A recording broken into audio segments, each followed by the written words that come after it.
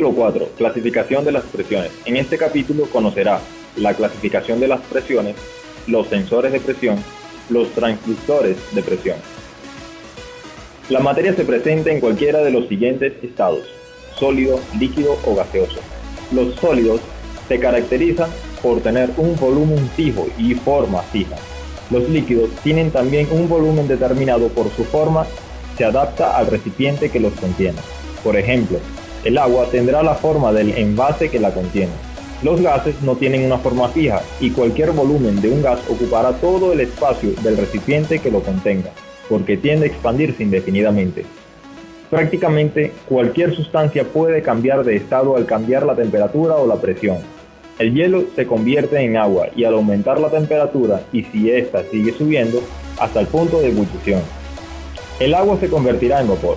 Pero si de alguna manera se eleva la presión interna del recipiente que contiene el vapor, este se condensa. Como los líquidos y los gases pueden cambiar de forma, pueden fluir, y por ello se les conoce como fluidos. La presión en líquidos y gases es diferente. Presión en líquidos. Cuando se ejerce una fuerza, se tendrá diferente respuesta si se aplica a un sólido o a un líquido. Si se tiene una fuerza actuando sobre un sólido o un líquido, la fuerza empujando sobre el bloque sólido encuentra resistencia, porque el bloque empuja contra la fuerza siguiendo la segunda ley de Newton. Si la fuerza es lo suficientemente grande, el bloque se mueve. Cuando la fuerza se aplica en el líquido, encuentra poca resistencia. El líquido fluye alrededor de la fuerza y con esta acción no se puede mover el recipiente. Definición de presión. Presión es la relación entre la fuerza aplicada a un área determinada. Para calcular la presión se divide la fuerza por el área. Por ejemplo, una fuerza de 1 kilogramo aplicada con uniformidad sobre un área de 1 centímetro cuadrado ejerce una presión de 1 kilogramo por centímetro cuadrado equivalente a 14,2234 psi, pounds per square inch, libras por pulgada cuadrada en el sistema inglés. Una fuerza de 30 kilogramos aplicada con uniformidad sobre un área de 30 centímetros cuadrados es también 1 kilogramo por centímetro cuadrado. Para calcular la presión que ejerce una fuerza, esta debe ejercer su acción en forma perpendicular a la superficie. Si la fuerza aplicada incide sobre el objeto en cualquier otro ángulo y por consiguiente el ángulo que forma la fuerza con el objeto es diferente a 90 grados, deberá descomponerse la fuerza y calcular el valor de su componente en el eje perpendicular al objeto para calcular la presión ejercida. La componente en el eje paralelo a la superficie del objeto no ejerce presión alguna. Unidades de medición de presión. La presión se mide en el Sistema Internacional de Unidades llamado SI o Sistema Internacional, o en unidades inglesas, o en unidades métricas o SI. La presión se mide en newtons de fuerza por metro cuadrado de área. Una presión de 1 newton por metro cuadrado es llamado un pascal. En unidades inglesas, la presión se mide en libras de fuerza por pulgada cuadrada de área. La presión atmosférica a nivel del mar es de 101.325 pascal o 14.7 psi. Densidad y densidad relativa. Por sus propiedades físicas, su abundancia y su fácil manejo, el agua se utiliza como un líquido de referencia en la medición y cálculo de presiones en un líquido.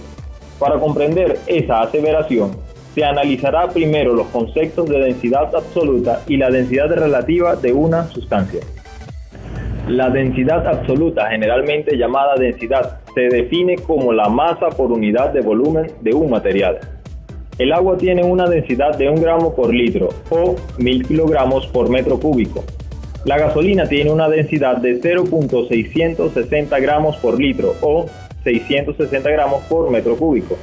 Y el aluminio tiene una densidad de 2.7 gramos por litro o 2.700 kilogramos por metro cúbico.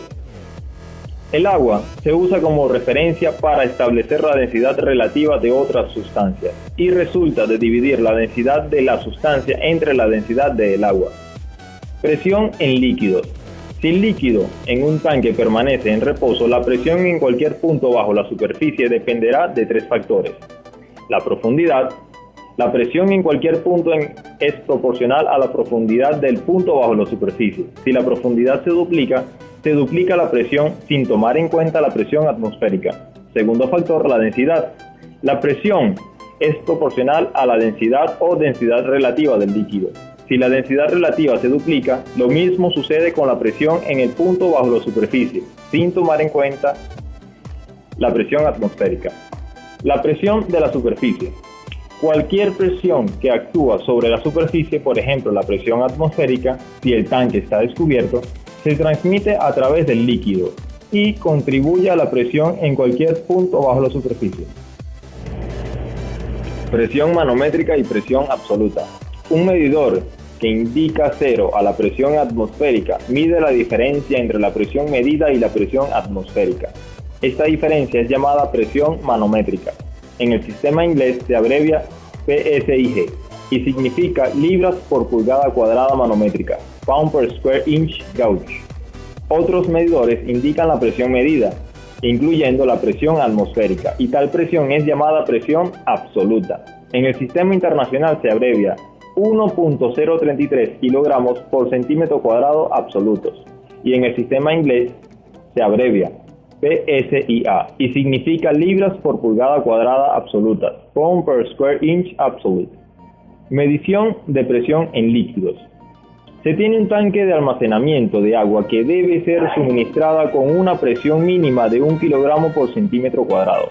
La torre tiene 10 metros de altura y el tanque tiene 3.3 metros de altura. El lazo de control lo forma un interruptor de presión con manómetro a nivel del piso que incide una bomba cuando la presión es menor a 3 kilogramos por centímetro cuadrado. ¿A qué presión deberá ajustar el interruptor para que apague la bomba de forma que el agua no llegue al tanque por encima de los 3 metros? Solución. La altura total que deberá alcanzar el nivel de agua como máximo es igual a la altura de la torre, 10 metros, más el llenado máximo del tanque, que es 3 metros. Eso da igual a 13 metros o 1300 centímetros. Como una columna de agua de 1 centímetro de altura ejerce una presión en el fondo del recipiente de 1 gramo por centímetro cuadrado, entonces 1300 centímetros ejercerán 1300 gramos sobre centímetro cuadrado, que es igual a 1.3 kilogramos sobre centímetro cuadrado, que es la presión a la que el interruptor deberá apagar la bomba.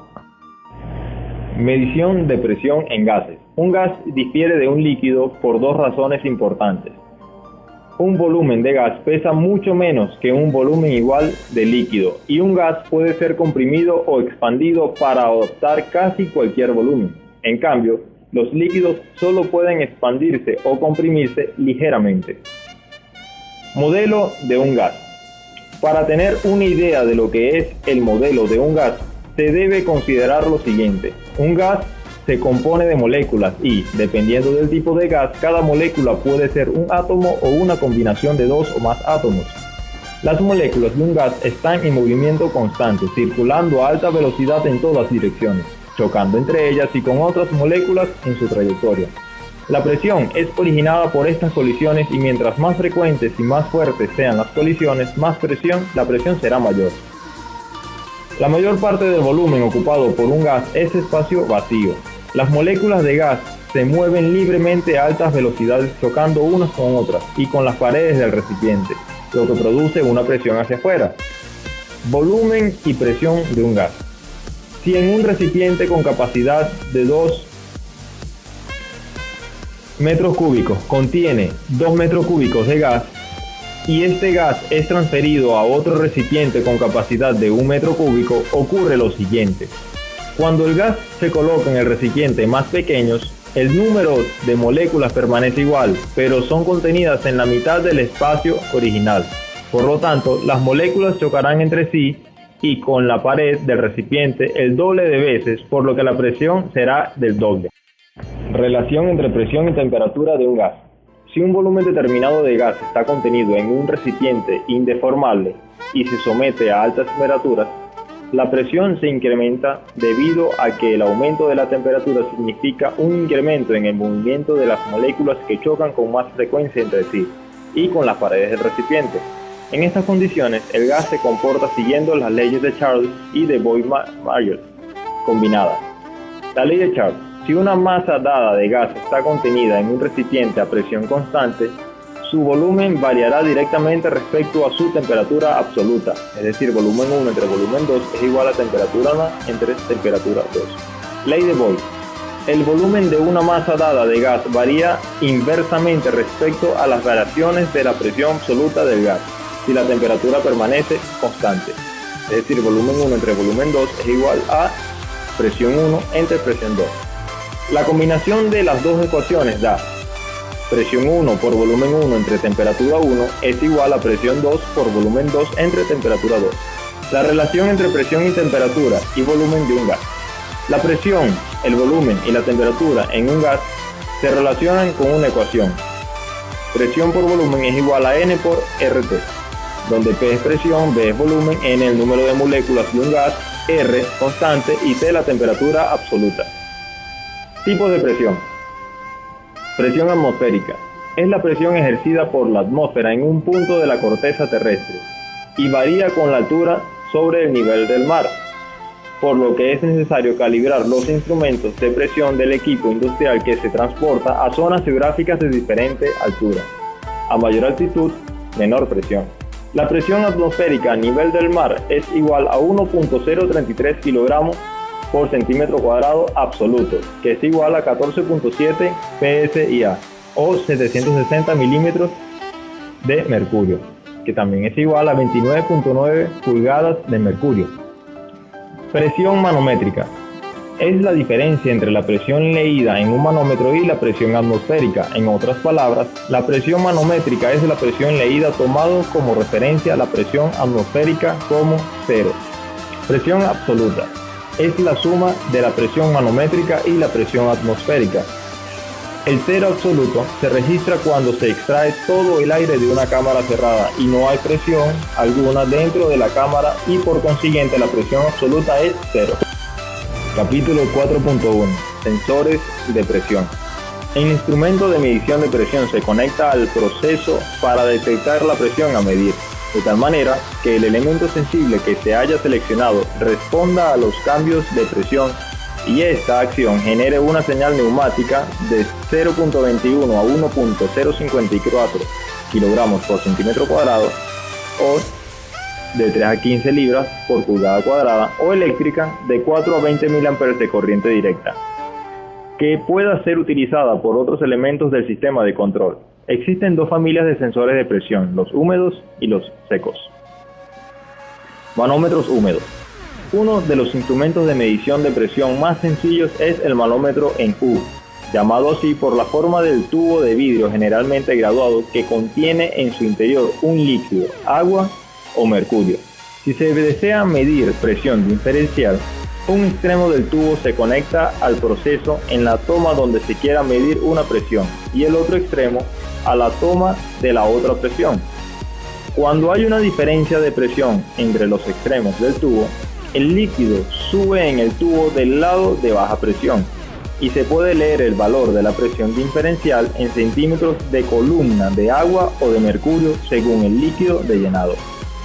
Para medir presión absoluta, un extremo del tubo en U se conecta a la toma de presión del proceso y el otro extremo se ventea a la atmósfera. Para medir altas presiones, el tubo en U se sella en un extremo y como líquido de llenado se emplea mercurio porque es 14 veces más pesado que el agua. Si la presión a medir es muy alta, el manómetro pierde exactitud porque el aire atrapado en el extremo cerrado llega a comprimirse ligeramente. Manómetros secos. Los manómetros que no utilizan un líquido para medir la presión se llaman secos. En lugar de agua o mercurio tienen un elemento elástico que se basa en la ley de Hooke, que dice que un elemento elástico sometido a una fuerza sufre alargamientos proporcionales a la fuerza aplicada. Por consiguiente, la deflexión del elemento elástico será proporcional a la fuerza ejercida. Hay tres tipos básicos de elementos: el tubo de Bourdon en forma de C, espiral y en forma helicoidal, el diafragma y el fuelle. Sensores de tubo de Bourdon. Un tubo de Bourdon es llamado así por Eugène Bourdon, un científico francés, quien lo inventó en 1847 y consiste en un tubo de metal de sección transversal ovalada y curvado a lo largo y hasta formar la sección de un círculo, Bourdon tipo C, o hasta formar varios círculos, Bourdon tipo helicoidal, o hasta formar varias espiras, Bourdon tipo espiral. En cualquiera de los tres tipos de Bourdon, un extremo del tubo se conecta al proceso y como el otro extremo está sellado, al deformarse por los cambios de presión, tienden a enderezarse si ésta aumenta o a volver a su forma original si la presión disminuye. El movimiento del extremo sellado es transmitido a un engrane o a una leva y de esta manera se puede tener indicación, registro, transmisión o control de la presión del proceso. Tubo de Bourdon en forma de C. Con este elemento se construyen la mayoría de los manómetros de carátula circular, con diámetro que van desde 6.35 centímetros a 30.48 centímetros, de 2.5 a 12 pulgadas, y se ha utilizado por más de 150 años. En este lapso ha mejorado su exactitud por el empleo de materiales modernos, y miden varios rangos de presión que van desde 0 hasta 2.000 kilogramos por centímetro cuadrado, de 0 a 30.000 PS. Tubo de Bourdon tipo helicoidal. Para incrementar la sensibilidad del tubo de Bourdon y lograr que se detecten con precisión pequeños cambios de presión, se ideó extender el tubo usado en el tipo C y enrollarlo en forma vertical 4 o 5 vueltas, lográndose una unidad compacta, fácil de construir y de instalar. Este diseño aumenta considerablemente el viaje de la punta o extremo libre, lo que deja energía disponible para ser utilizada en el movimiento de mecanismos más complicados. Medición de presión con diafragma. El diafragma es un metal flexible en forma de disco que cambia de forma cuando la presión del proceso cambia. Está sujetado en la parte interna del cuerpo del instrumento por el borde. La presión del proceso ejerce una fuerza sobre el lado del disco y la parte central del disco se mueve hacia adentro por esta acción. Y este movimiento mueve el puntero del indicador sobre una escala para indicar la presión. Se puede utilizar para medir la presión absoluta, manométrica o diferencial. Si es evacuado el aire del lado de baja presión para que ésta sea cero, el medidor indica la presión absoluta. Si el lado de baja presión se ventea a la atmósfera, el instrumento indicará la presión manométrica. También se puede medir la presión diferencial conectando al proceso la toma de alta y de baja presión. Esta aplicación es útil en la medición de nivel y de flujo. Medición de presión con fuelle. El fuelle tiene el aspecto exterior de un acordeón, con base y cubierta rígidas. Los cambios de presión en el proceso hacen que se expanda y contraiga el sensor. Al incrementarse la presión en el interior, el fuelle se expande, la parte superior sube y comprime al resorte. Y cuando la fuerza hacia arriba, desde el interior del fuelle, presión multiplicada por el área de la cubierta, iguala a la fuerza que ejerce el resorte hacia abajo, el fuelle deja de expandirse. Se emplea con frecuencia para medición de presión menor a la atmosférica. Medición de presión con cápsula. La cápsula consta de dos diafragmas unidos con soldadura por el borde exterior. Se construye de bronce fosforado, acero inoxidable o de otra aleación. Con la cápsula se puede medir también presión absoluta, manométrica o diferencial. En este sensor, el interior de la cápsula se conecta al proceso y la presión externa se utiliza como referencia. Para medición de presión absoluta, el exterior de la cápsula está sellado al vacío. Para presión manométrica, está venteado a la atmósfera y para presión diferencial está conectado al lado de baja presión del proceso. Capítulo 4.2. Transductores de presión. El tubo de Bourdon, el diafragma y el fuelle, que se ponen en contacto con el proceso y responden con cambios físicos, cambio mecánico, en respuesta a los cambios de presión y así realizan la primera función en la medición de presión. El cambio físico del sensor de presión se convierte en una señal neumática, eléctrica o electrónica. y por eso se llaman transductores de presión, porque como otros aparatos similares traducen el valor de una variable del proceso a una señal estándar neumática de 0.21 a 1.054 kilogramos sobre centímetro cuadrado, de 3 a 15 psi, a una señal electrónica de 4 a 20 mA de corriente directa o a un contacto eléctrico para un control de arranque paro. Transductor de presión neumático. Transductor o transmisor neumático de presión con sus partes más importantes, como el elemento sensor, que en este caso es un tubo de Bourdon-Sea, el sistema tobero-obturador, el relevador y los puertos de suministro de aire a presión y de señal de salida. Para que el instrumento pueda realizar su función requiere de energía y para ello se suministra aire a la presión de 1.40 kg sobre centímetros cuadrados. Transductor de presión electrónico. Se puede usar un mecanismo similar a los descritos para producir una señal eléctrica. El movimiento mecánico de los tubos, Bourdon, fuelle y diafragma se puede aprovechar para generar una señal eléctrica. Primero se convierte el movimiento mecánico en un cambio de resistencia eléctrica y después el cambio de resistencia a un cambio en voltaje o corriente eléctrica. El transductor de presión electrónico tiene tres elementos básicos. El elemento sensor de presión, podría ser un tubo de Bourdon, fuelle o diafragma. El elemento de conversión primaria, que convierte la acción mecánica del elemento sensor en una señal eléctrica, generalmente un voltaje o una resistencia eléctrica. El elemento de conversión secundaria, o el circuito electrónico, que produce una señal de salida estándar de 4 a 20 mA de corriente directa. Transductores de presión de tipo potenciómetro. El potenciómetro es uno de los elementos de conversión primaria más sencillos, pues consiste básicamente en una resistencia variable que es un alambre enredado alrededor de un cilindro aislado. Si se desliza a lo largo del cilindro un contacto móvil llamado escobilla, como va tocando el alambre en un punto sobre cada vuelta, se irá variando el valor de la resistencia, porque variará a lo largo del alambre entre su extremo y la escobilla. Un enlace mecánico del elemento sensor de presión ubica la posición de la escobilla sobre el potenciómetro. Algunos potenciómetros son curvos, de tal forma que la escobilla gira en un movimiento circular y no en línea recta. Pero de igual manera la posición de la escobilla determina la resistencia del potenciómetro. Transductores de presión mediante reluctancia.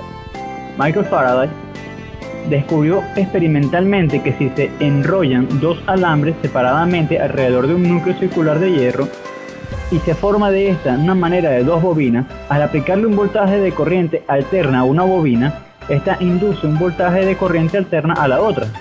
Se dice entonces que las dos espirales están acopladas eléctricamente como resultado de la interrelación magnética entre las dos espirales. La cantidad de voltaje inducido depende del voltaje de corriente alterna aplicado, del espacio entre las espirales y el número de vueltas de alambres en cada espiral. La reluctancia describe como función los dispositivos magnéticos, porque es el factor que afecta al acoplamiento eléctrico entre dos bobinas. La reluctancia en un circuito magnético es equivalente a la resistencia en un circuito eléctrico, y si se cambia el espacio entre estos dos dispositivos magnéticos, cambia la reluctancia entre ellos. Servotransductores de presión. Los instrumentos descritos arriba, por su diseño, ocasionan que el elemento sensor, Bourdon, fuelle o diafragma se desgasten con el tiempo y pierdan sus características mecánicas. Por esta razón se ideó la servotransductor de presión, que utiliza un principio diferente a los arreglos anteriores. Usa retroalimentación para reducir el tiempo de salida eléctrica de 4 a 20 mA de corriente directa, a partir de un tubo de Bourdon-Sea conectado a la presión del proceso. Transmisores de presión de medidor de esfuerzo, strain gauge. El medidor de esfuerzo es un dispositivo que cambia su resistencia eléctrica al ser alargado y comprimido, y generalmente se usa como un sensor de presión de tipo diafragma. Y cuando éste se deforma por la presión del proceso, el medidor de esfuerzos, strain gauge, se alarga o se comprime, y de esta manera a los cambios de presión del proceso se le convierten en cambios eléctricos. Transductores de presión en base al efecto piezoresisttivo.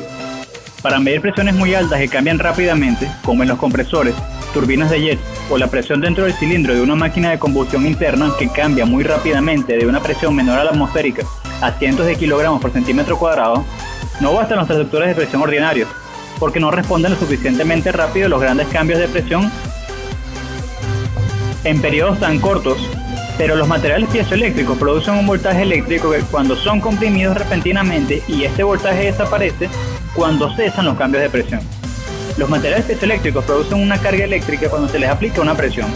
Esta señal se pasa a un amplificador operacional en modo diferencial con una impedancia de entrada de 100 millones de ohms y que permite enviar la señal a una distancia considerable, lo que no se logra con un amplificador en modo común, pues un cable largo presenta mucha resistencia. Interruptor de presión. Un interruptor de presión enciende o apaga un circuito eléctrico a una presión prefijada. Esta presión es llamada el punto de control o set point de la variable controlada. El interruptor es generalmente un microinterruptor. Se utiliza también un elemento sensor de diafragma, tubo de Bourdon o fuelle. Y con cualquiera de los tres se activa el interruptor, que puede tener los contactos normalmente abiertos, NO por sus siglas en inglés de Normally Open, o normalmente cerrados, NC por sus siglas en inglés de Normally Closed. Capítulo 5. Medición de nivel. Los sensores de nivel pueden actuar también como registradores o indicadores, y, cuando el caso lo requiere, como controladores. Cuando las distancias entre el punto de medición y el lugar donde queremos la lectura del nivel son muy grandes, nos podemos auxiliar con transmisores. Nivel de líquidos en tanques abiertos y cerrados. Los instrumentos que se emplean para la medición de nivel de líquidos en tanques abiertos y cerrados se clasifican dentro de varias categorías: visuales, de presión o cabeza hidrostática, columna de agua, de contacto directo con los flotadores, los que utilizan las características eléctricas del fluido y los que emplean la radiación de energía. Indicación visual de nivel con mirillas e indicadores de vidrio. Este método es uno de los más antiguos y simples para la medición continua del nivel de líquido contenidos en un tanque abierto o cerrado, y se usa solamente cuando se requiere la indicación local directa del comportamiento del proceso y cuando el líquido es apreciablemente limpio. Las mirillas y los manómetros de vidrio consisten simplemente en un vidrio transparente o tubo plástico, transparente obviamente, adjunto al tanque, de tal manera que la cabeza del líquido en el tubo sea igual al nivel del líquido en el tanque. Si se coloca una escala calibrada marcada en el tubo o fuera de este, nos proporciona un medio conveniente para leer el nivel en centímetros, pulgadas, pies o bien en unidades de volumen como litros o metros cúbicos. Medición de nivel por burbujeo. Está limitada a tanques abiertos donde las burbujas de aire en el líquido no presentan problemas. El principio en el que se basa esta medición es el de que la presión necesaria para provocar burbujeo debe ser suficiente para vencer la columna hidrostática existente entre la superficie del líquido, o nivel a medir, y el extremo del tubo de burbujeo, ya que una pequeña cantidad de aire o gas inerte a través de un tubo sumergido en el tanque. La presión requerida para forzar a que las burbujas de aire salgan desde la parte baja del tubo de inmersión es igual a la cabeza hidrostática del líquido hasta el extremo del tubo. Si se conoce la densidad del líquido contenido en el tanque, se puede aplicar la ecuación H es igual a P entre la densidad, donde H es el nivel que se obtiene de dividir la presión P aplicada al aire para que burbujee. Entonces, el peso específico del líquido. El valor así obtenido puede ser indicado, registrado, transmitido o controlado usando un tipo apropiado de instrumento receptor. Sistema de caja con diafragma. Los sistemas de caja con diafragma se usan para medir el nivel en tanques abiertos cuando no se puede contar con aire o gas, o cuando el método por tubo de burbujeo no es recomendable. El instrumento consiste esencialmente en una copa o caja recubierta con un diafragma flexible. La caja está dividida en dos secciones con el diafragma inserto entre ambas y sellado a prueba de aire. La parte superior de la caja transmite el empuje que recibe el diafragma por un capilar hacia un fuelle. Los cambios de nivel causan entonces variación en el diafragma y repercuten finalmente a través del capilar o a un elemento sensor, generalmente un fuelle que acciona un puntero de indicación o registro o un sistema de tobera palometa para transmisión de una señal neumática. Transmisor de nivel de brida con diafragma. Uno de los instrumentos del tipo de diafragma más ampliamente utilizado para la medición del nivel con el principio de la presión hidrostática, sobre todo en aquellos procesos que tienen sólidos en suspensión, es el transmisor de presión diferencial bridado. La celda de presión diferencial D sobre P cell, por sus siglas en inglés de Differential Pressure Cell, y diafragma con extensión, que se usa cuando el líquido está con sólidos en suspensión, puede dejar sedimentos sobre las paredes interiores del tanque, y esto pudiera impedir que el diafragma esté en contacto con el líquido, perdiéndose entonces la presión de lectura. El diafragma con extensión se debe instalar de tal manera que quede embutido dentro de la pared interior del tanque. Medición de nivel con instrumentos, tipo flotador y desplazador. Como el flotador en la parte inferior puede emplearse para recipientes abiertos o cerrados y también en canales abiertos para la medición de flujo. Flotador lateral. Para medir nivel en tanques cerrados o su aplicación también en vertederos para la medición indirecta de flujo, es normalmente usado para la medición de nivel en tanques presurizados de gases licuados como el cloro, amoníaco y propano.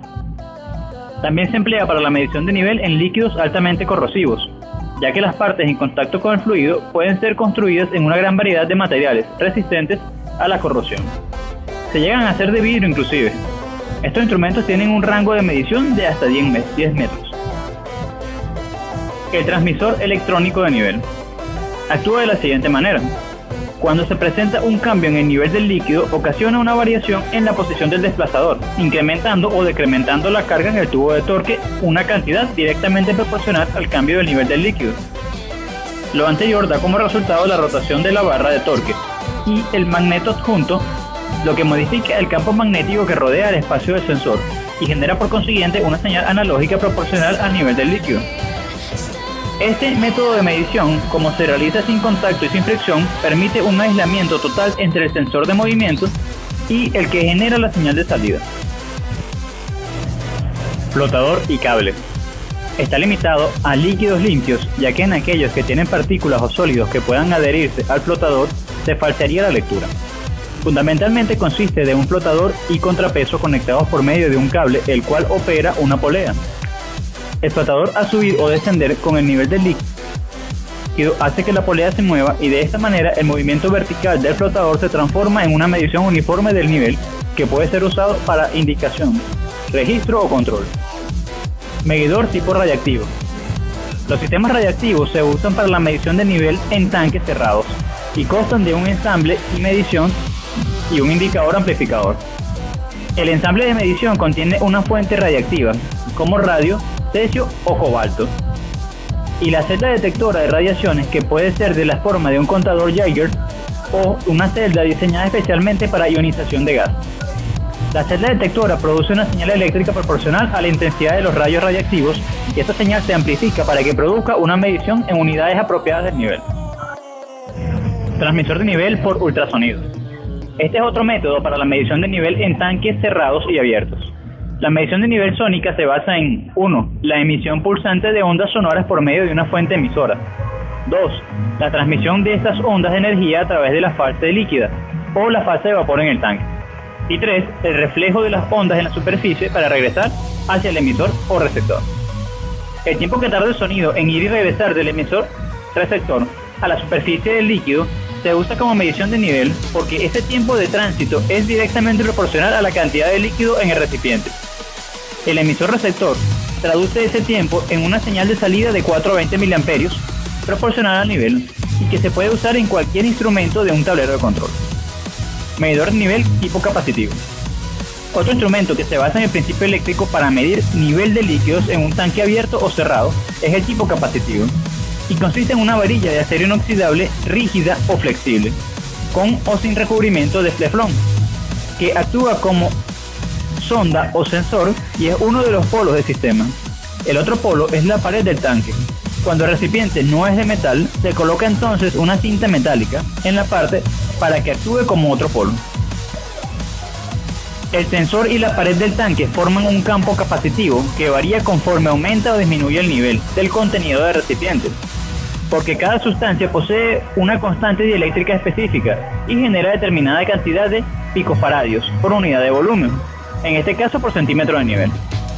La cantidad de picofaradios es proporcional al nivel del instrumento y lo traduce a una señal eléctrica para arranque-paro o una señal eléctrica de 4 a 20 mA en la medición de nivel continuo para indicación de registro de control.